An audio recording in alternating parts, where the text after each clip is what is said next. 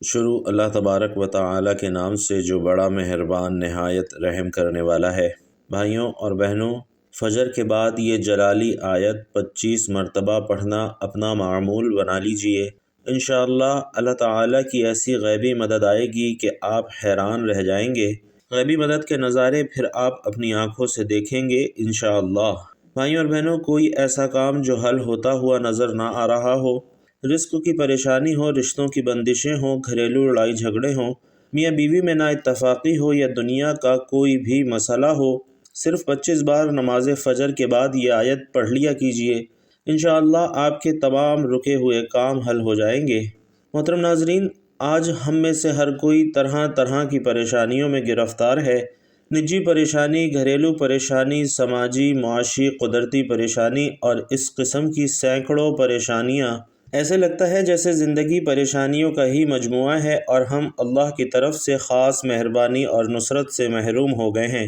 دعائیں کرتے ہیں مگر قبول نہیں ہوتی، امداد طلب کرتے ہیں مگر امداد نہیں آتی، آواز لگاتے ہیں مگر کہیں سے کوئی جواب نہیں ملتا۔ آخر اس کی کیا وجوہات ہیں اور کن اسباب کی وجہ سے ہمارا یہ برا حال ہے؟ بھائیوں اور بہنوں، اسلام ہی وہ دین ہے جس میں ساری پریشانیوں، مشکلوں، بیماریوں، مصیبتوں، دکھوں اور دقتوں کا حل موجود ہے، اور اسلام کے سائے تلے زندگی گزارنے سے ہی غربت دور ہو سکتی ہے، بیماری کا علاج ہو سکتا ہے، پریشانی کا حل ہو سکتا ہے، غموں کا اختتام ہو سکتا ہے، دعائیں قبول ہو سکتی ہیں، قسمت سنور سکتی ہے اور بگڑی بن سکتی ہے۔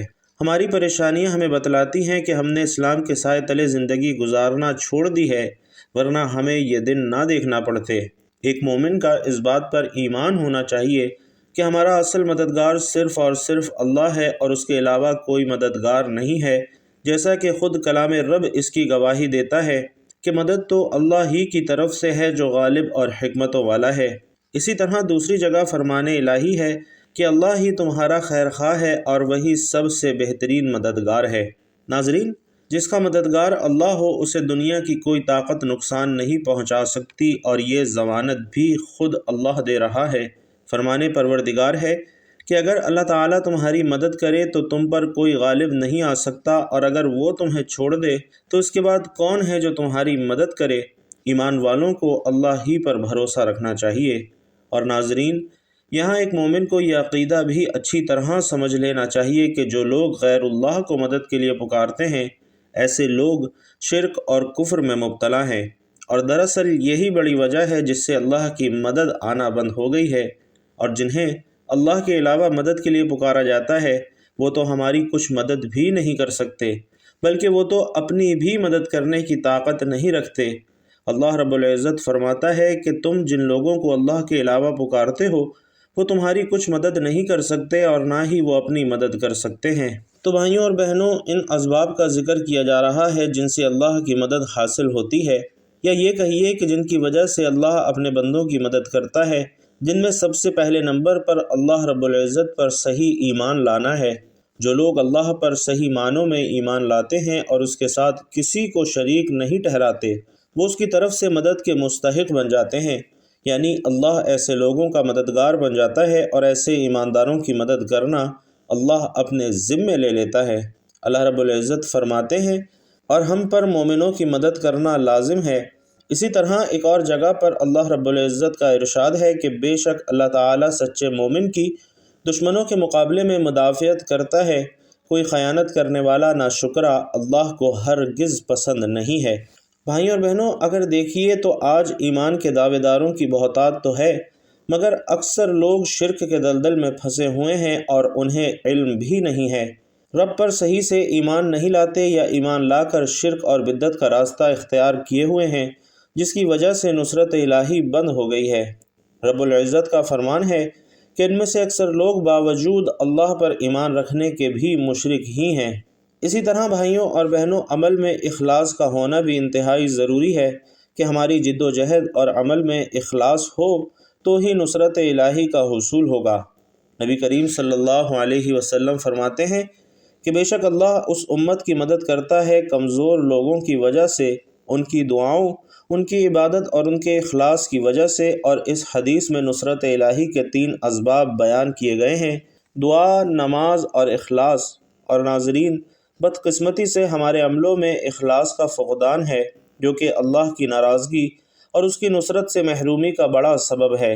اولاً ہمارے عملوں میں کوتاہی اور اس پر مستزاد اخلاص کی کمی یا پھر فقدان، شہرت، ریاکاری، دنیا طلبی نے ہمارے عملوں کو اکارت کر دیا ہے اور ساتھ ہی ساتھ نصرت الہی سے بھی ہم محروم ہو گئے ہیں۔ اسی طریقے سے ناظرین، دعا ہے کہ دعا مومن کا ہتھیار ہے جو ہمیشہ اپنے ساتھ رکھتا ہے، سفر میں ہو یا حضر میں ہو، حالت جنگ میں ہو یا حالت امن میں ہو، مصائب و مشکلات ہوں یا خوشحالی ہو، ہر موقع پر مومن دعا کے ذریعے رب کی رضامندی اور مدد طلب کرتا ہے، اور سیرت نبوی صلی اللہ علیہ وسلم سے اس کی ایک بے مثال دیکھیے۔ بدر کا میدان ہے، ایک طرف نہتے 313 مسلمان، جبکہ دوسری طرف ہتھیاروں سے لیس 1000 کا لشکر کفار۔ آپ صلی اللہ علیہ وسلم نے بڑی جماعت کے مقابلے میں اپنی چھوٹی سی جماعت کو دیکھا تو اللہ تعالیٰ سے نصرت کی دعا کی۔ مسلم شریف کے الفاظ ہیں کہ اے اللہ، مسلمانوں کی یہ جماعت اگر ہلاک ہو گئی تو روئے زمین پر کوئی تیری عبادت کرنے والا نہ ہوگا۔ رب نے دعا قبول کی اور قرآن کی آیت نازل کر کے نصرت کی بشارت سنائی، جیسا کہ ارشاد ربانی ہے کہ اس وقت کو یاد کرو جب کہ تم اپنے رب سے فریاد کر رہے تھے، پھر اللہ تعالی نے تمہاری سن لی کہ میں تم کو 1000 فرشتوں سے مدد دوں گا جو لگاتار چلے آئیں گے۔ بھائیوں اور بہنوں، آج ہماری دعاؤں کی عدم قبولیت میں 3 عوامل کا بہت زیادہ دخل ہے۔ اولاً اخلاص کا فقدان، بدعملی اور پھر حرام معیشت، اور ان 3 منفی عوامل کو دور کر دیا جائے تو دعائیں بلا شبہ قبول ہوں گی۔ مسلمانوں کا ایک طبقہ غیر اللہ سے امداد طلب کرتا ہے، جو کہ سراسر شرک ہے، اور اس حال میں مرنا معجب جہنم ہے۔ دعا عبادت ہے، اور عبادت صرف اللہ کے لیے ہے۔ افسوس کہ آج مسلمانوں کے ایک مخصوص طبقے نے مشرکوں کی طرح غیر اللہ کی پکار لگا کے دنیا سے امن و امان اور نصرت الہی کو روک رکھا ہے۔ ایسے گمراہ مسلمانوں کی اصلاح قلیل سچے مسلمانوں کے سر پر ہے۔ اسی طریقے سے ناظرین، نماز ہے کہ رب کی خالص عبادت مومن کی زندگی اور مقصد حیات ہے۔ اس دعوت کو لے کر تمام انبیاء آئے۔ نبی کریم صلی اللہ علیہ وسلم نے مکی دور میں جو 13 سال پر محیط ہے، اسی دعوت پر کڑی محنت کی۔ ناظرین، نماز مومن سے کسی بھی حال میں معاف نہیں ہے۔ میدان جنگ میں جہاں ایک لمحہ دوسری جانب التفات کا موقع نہیں، نماز کے وقت میں نماز قائم کرنا ہے، یعنی وقت نماز کو بھی مؤخر نہیں کر سکتے، اور کیوں کر معاف ہو کہ یہی تو مقصد حیات ہے۔ نبی کریم صلی اللہ علیہ وسلم فرائض کے علاوہ سنتوں کی ادائیگی اس قدر کرتے کہ پاؤں پر ورم آ جاتا، اور آپ صلی اللہ علیہ وسلم ہر پریشان کن معاملے میں نماز کا ہی سہارا لیتے۔ اس لیے ہم دیکھتے ہیں کہ مصائب کے موقع پر نمازوں کا حکم ہے، جیسا کہ بارش کی نماز، سورج اور چاند گرہن کی نماز، زلزلے کی نماز وغیرہ۔ لہٰذا ہم نماز کے ذریعے رب سے استغاثہ کریں، کیونکہ اللہ کا حکم ہے کہ صبر اور نماز کے ساتھ مدد طلب کرو۔ یہ چیز شاق ہے مگر ڈرنے والوں پر۔ اسی طریقے سے ناظرین، صبر ہے کہ مصائب پر صبر کرنے سے بھی اللہ کی مدد آتی ہے، اور اس سلسلے میں صبر ایوب ایک اعلیٰ نمونہ ہے۔ جو مومن صبر کے ساتھ رب کو پکارتا ہے اور اسی سے امداد طلب کرتا ہے، اسے اللہ تعالیٰ ہر بلا سے نجات دیتا ہے، بلکہ ایسے لوگوں کے ساتھ ہمیشہ اللہ لگا رہتا ہے۔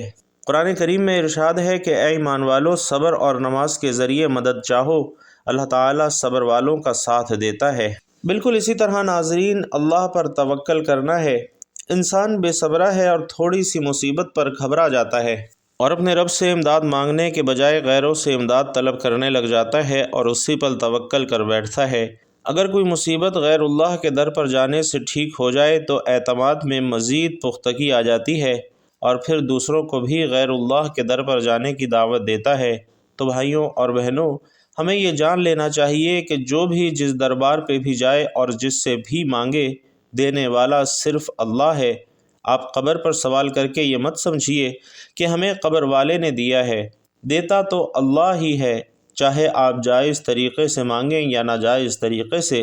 فرق صرف اتنا ہے کہ جائز طریقے سے مانگنے سے اللہ بخوشی دیتا ہے، اور ناجائز طریقے سے مانگنے سے کبھی کبھی اللہ دے تو دیتا ہے، لیکن بدلے میں آپ کا ایمان چھین لیتا ہے۔ کہ آپ نہیں دیکھتے کہ جو لوگ پتھروں سے مانگتے ہیں، مورتیاں بنا کر اس سے مانگتے ہیں، ان کی بھی عقیدت یہی ہوتی ہے کہ ہمیں مورتیوں نے دیا ہے۔ تو مسلمان کو صرف اللہ ہی پر بھروسہ رکھنا چاہیے، یہ عبادت کے قبیل سے ہے اور توکل نصرت الہی کا سبب ہے، جیسا کہ ارشاد باری تعالیٰ ہے کہ اگر اللہ تمہاری مدد کرے تو تم پر کوئی غالب نہیں آ سکتا، اور اگر وہ تمہیں چھوڑ دے تو اس کے بعد کون ہے جو تمہاری مدد کرے۔ ایمان والوں کو اللہ ہی پر بھروسہ رکھنا چاہیے۔ تو بھائیوں اور بہنوں، یہ چند مثبت عوامل تھے جن سے انفرادی اور اجتماعی دونوں طرح کی زندگی میں اللہ کی نصرت حاصل ہوتی ہے۔ نیز ہمیں منفی عوامل سے بھی گریز کرنا پڑے گا جن کا احاطہ اس چھوٹے سے مضمون میں انتہائی مشکل ہے۔ بطور خلاصہ یہ کہہ سکتا ہوں کہ ہم شرک و بدعت، فسق و فجور، اعمال قبیحہ، فتنہ و فساد، کفر اور نفاق اور حرام خوری وغیرہ سے بچیں اور اسلام کے سائے تلے زندگی بسر کریں، یعنی دین کو پوری طرح قائم کریں، کیونکہ اللہ کا وعدہ ہے کہ وہ ضرور ہماری مدد کرے گا۔ اور ناظرین، اجتماعی زندگی میں فتح اور نصرت کے لیے مذکورہ بالا اسباب کے علاوہ مزید چند کام کرنے کی ضرورت ہے، اور ان میں سے ایک تمام مسلمانوں میں اتحاد، دوسرا باہم مشاورت، تیسرا مادی وسائل کی فراہمی، چوتھا عملی اقدام، اور پانچواں مسلک پرستی کا خاتمہ، بالفاظ دیگر شریعت الہیہ کا نفاذ ہے۔ بھائیوں اور بہنوں، سوچئے تو صحیح کہ آج امریکہ 50 ریاستوں کو ملا کر سپر پاور بنا ہوا ہے، جبکہ ہمارے پاس 57 مسلم ممالک ہیں۔ ہم کیوں سپر پاور نہیں ہیں، جبکہ مادی قوت کی بھی ہمارے پاس کمی نہیں ہے؟ الہی، قدم قدم پر تیری نصرت اور تائید کی ضرورت ہے۔ تو ہمیں اپنی نصرت سے نواز۔ مسلم قوم ظالموں کے نرغے میں ہے، غیبی مدد کے ذریعے تو ان کی حفاظت فرما اور دنیا میں دوبارہ ہمیں کافروں پر غلبہ عطا فرما۔ ناظرین محترم، اللہ رب العزت کے احکام کو بجا لانے اور ممنوعات سے اجتناب برتنے کا نام ہی بندگی اور عبادت ہے، اور اسلام کے نزدیک عبادت کا مفہوم نہایت وسیع ہے۔ اسلام کا مطالبہ ہے کہ انسان کی پوری زندگی عبادت سے ہی عبارت ہو، وہ اس طرح زندگی بسر کرے کہ اس کا ہر کام عبادت میں شمار ہو، اور اس کا واحد طریقہ یہی ہے کہ وہ اللہ کے بتائے ہوئے طریقے کے مطابق زندگی گزارے، ہر بات میں حکم الہی کو پیش نظر رکھے۔ اور اسلام اس بڑی عبادت کے لیے انسان کو جن ذرائع سے تیار کرتا ہے اور اس کی تربیت کرتا ہے، عرف عام میں انہیں عبادت کہا جاتا ہے۔ لیکن بھائیوں اور بہنوں، دراصل یہ تمرینات عبادت ہیں، اور انہیں ارکان اسلام بھی اسی وجہ سے کہا جاتا ہے کہ اسلام کی پوری عمارت انہی ستونوں پر قائم ہے۔ ارکان اسلام میں نماز سر فہرست ہے، اور ان تمام عبادات میں نماز کو جو اہمیت اور فضیلت حاصل ہے وہ کسی بھی صاحب ایمان اہل نظر سے پوشیدہ نہیں ہے۔ نماز کی اہمیت کا اندازہ اس بات سے لگائیں کہ قرآن کریم کے ہر پیغام میں صلاۃ یعنی نماز کا لفظ حروف جلی میں موجود ہے، اور ایمان کے بعد سب سے اہم رکن جس کا مطالبہ اہل اسلام سے کیا گیا ہے وہ نماز ہی ہے۔ نماز مسلمانوں کی دینی پہچان اور امتیازی نشان ہے، اور یہی وجہ ہے کہ قرآن و حدیث میں اس کی ادائیگی پر بہت زیادہ زور دیا گیا ہے اور ترک پر وعیدیں موجود ہیں۔ بفرمان نبوی صلی اللہ علیہ وسلم، نماز کی دین میں وہی اہمیت ہے جو انسانی جسم میں سر کی اہمیت ہے۔ مومن اور کافر کے درمیان امتیاز کرنے والی چیز نماز ہے، لہٰذا جس نے اسے چھوڑا اس نے کفر اختیار کیا، اور قرآن و حدیث سے بھی نماز فجر کی قرأت اور تلاوت قرآن کی اہمیت اجاگر ہوتی ہے، جس سے فجر کے وقت اور نماز فجر کی اہمیت کا پتہ چلتا ہے۔ قرآن مجید میں ہے کہ فجر کا قرآن، بے شک فجر کی نماز میں پڑھے جانے والا قرآن محسوس و مشہود ہو کر سامنے آ جاتا ہے، یعنی اگر فجر کی نماز میں پڑھے جانے والا قرآن بغور سمجھ کر پڑھا یا سنا جائے تو وقت فجر کے تمام انوار و تجلیات اور قرآنی فیوز و برکات متشکل ہو کر اللہ کے وجود اور اس کی وحدانیت کی گواہی دیتے محسوس ہوتے ہیں۔ آپ صلی اللہ علیہ وسلم کا فرمان عالی شان ہے کہ فجر کی 2 رکعات سنتیں دنیا اور دنیا کی ہر چیز سے افضل ہے۔ بھائیوں اور بہنوں، ہم میں سے اکثر لوگوں کو ایک شکوہ ہمیشہ رہتا ہے کہ ان کی روزی میں برکت نہیں ہے، ان کے گھروں میں برکت نہیں ہے، اور کتنا ہی کما لیں پتہ ہی نہیں چلتا کہ کہاں گیا، اور ہر وقت کوئی نہ کوئی پریشانی رہتی ہے، کبھی بیماری تو کبھی کوئی اور تنگی۔ اگر ہم اس تمام بے برکتی، تنگ دستی، بے روزگاری اور پریشانیوں کو نماز فجر کی عدم ادائیگی کے پس منظر میں دیکھیں تو معلوم ہوگا کہ یہ سب بے برکتی اسی سبب سے ہے کہ ہم نماز فجر کی ادائیگی میں حد درجہ کوتاہی، غفلت، لاپرواہی اور سستی کا شکار ہیں۔ ناظرین محترم، رسول اللہ صلی اللہ علیہ وسلم کی اس حوالے سے متعدد احادیث موجود ہیں جن میں رزق کی تقسیم اور فراوانی اور برکت کو نماز فجر کی ادائیگی سے مشروط کیا گیا ہے، جیسا کہ ایک فرمان نبوی صلی اللہ علیہ وسلم کا مفہوم ہے کہ رزق تقسیم کرنے والا فرشتہ ہر صبح فجر کے وقت بندوں کا رزق لے کر زمین پر اترتا ہے، لہٰذا جو دروازہ فجر کے وقت کھلا ہوتا ہے فرشتہ اس کا رزق دروازے پر رکھ کر چلا جاتا ہے، اور جو دروازہ فجر کے وقت بند ہوتا ہے فرشتہ اس کا رزق واپس لے کر چلا جاتا ہے۔ اور ناظرین، اس فرمان نبوی میں فجر کے وقت دروازہ کھلا ہونے کا مطلب یہ ہے کہ جس گھر کے افراد صبح فجر کے وقت بیدار ہو کر نماز فجر ادا کرتے ہیں انہیں ان کا رزق عطا کر دیا جاتا ہے، اور دروازہ بند ہونے سے مراد یہ ہے کہ جس گھر کے رہنے والے صبح فجر کے وقت سوتے رہتے ہیں اور نماز فجر کی ادائیگی میں غفلت کے مرتکب ہوتے ہیں انہیں ان کے رزق سے محروم کر دیا جاتا ہے۔ اور بھائیوں اور بہنوں، ہمارا آج کا وظیفہ بھی نماز فجر کے بعد پڑھنے کا ایک وظیفہ ہے، جس کے پڑھنے سے انشاءاللہ آپ کی تمام پریشانیاں ختم ہو جائیں گی، ہر قسم کی مشکلات کا خاتمہ ہو جائے گا، انشاءاللہ تمام قسم کی تنگ دستیاں ختم ہو جائیں گی۔ تو بھائیوں اور بہنوں، فجر کے بعد ایک خاص عمل آپ نے کرنا ہے، انتہائی آسان اور مختصر سا عمل ہے۔ یہ قرآن پاک کی چھوٹی سی آیت ہے، اور فجر کے بعد جب میرا کوئی بھائی یا بہن اس آیت کو صرف 25 مرتبہ پڑھ لے گا اور 3 دن تک یہ عمل مسلسل کر لے گا، یعنی بغیر کسی دن کا ناغہ کیے ہوئے 3 دن لگاتار پڑھ لے گا، تو انشاءاللہ اس کی بڑی سے بڑی حاجت بھی ہوگی تو وہ بھی پوری ہو جائے گی۔ بڑا ہی مجرب اور بڑا ہی خاص عمل ہے۔ کرنا آپ نے یہ ہے کہ جب آپ نماز فجر ادا کر لیں تو اس کے بعد آپ نے اسی جگہ پر بیٹھ جانا ہے، 7 مرتبہ درود ابراہیمی آپ نے پڑھ لینا ہے۔ اللہم صلی علی محمد وعلی آل محمد کما صلیت علی ابراہیم وعلی آل ابراہیم انک حمید مجید۔ اللہم بارک علی محمد وعلی آل محمد کما بارکت علی ابراہیم وعلی آل ابراہیم انک حمید مجید۔ 7 مرتبہ درود پاک پڑھنے کے بعد آپ نے 25 مرتبہ یہ آیت پڑھنی ہے، اللہم انصرنا فإنک خیر الناصرین، یعنی اے اللہ مدد دے کیونکہ تو بہترین مدد دینے والا ہے۔ ناظرین، جب 25 مرتبہ آپ لوگ یہ آیت پڑھ لیں تو 60 مرتبہ استغفر اللہ پڑھنا ہے۔ انشاءاللہ اس عمل کی برکت سے مال و دولت میں بھی خوب اضافہ ہوگا، اور اگر کوئی شخص اپنا کاروبار بڑھانا چاہتا ہے تو اس کے لیے بھی یہ وظیفہ بڑا ہی مجرب اور خاص ہے۔ اللہ پاک اس کو بہت زیادہ رزق اور مال و دولت عطا فرمائے گا، اس کی مشکلات کو ختم کر دے گا، اس کے رزق میں، اس کی روزی میں انشاءاللہ ہر گزرتے دن کے ساتھ اضافہ ہوتا جائے گا، اس کے مشکل سے مشکل کاموں میں بھی آسانیاں پیدا ہوں گی، اس کی جو دلی آرزو ہوگی انشاءاللہ وہ سب پوری ہوں گی۔ آخر میں آپ نے پھر 7 مرتبہ درود ابراہیمی پڑھ لینا ہے، اور پھر اللہ رب العزت کے سامنے ہاتھ اٹھا کر اللہ رب العزت کو اپنی حاجات بیان کرنی ہے، اپنی ضروریات بیان کرنی ہیں۔